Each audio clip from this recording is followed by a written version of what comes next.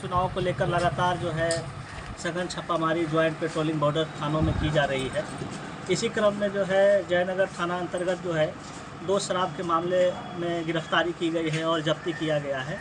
एक जो जब्ती हुई है वह खैराटोल में हुआ है और दूसरा कमला रोड में छापामारी के दौरान हुआ है, जिसमें कांड संख्या 113 और 115-24 दर्ज किया गया। 113-24 9 तारीख को और 115-24 10 तारीख को दर्ज किया गया। इसमें जो है कांड दर्ज करके 115-24 में 3 गिरफ्तारी और 990 लीटर शराब बरामद किया गया है और 2 मोटरसाइकिल बरामद किया गया है। कांड संख्या 113-24 जो कि 9 तारीख में दर्ज हुआ, इसमें 648 लीटर शराब और 5 मोटरसाइकिल पकड़ा गया है।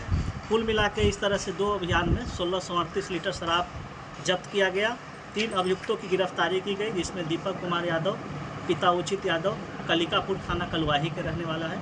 एक अवधेश कुमार सिंह है, पिता स्वर्गीय श्यामचंद सिंह, इसका आपराधिक इतिहास विभिन्न शराब के मामलों में रहा है।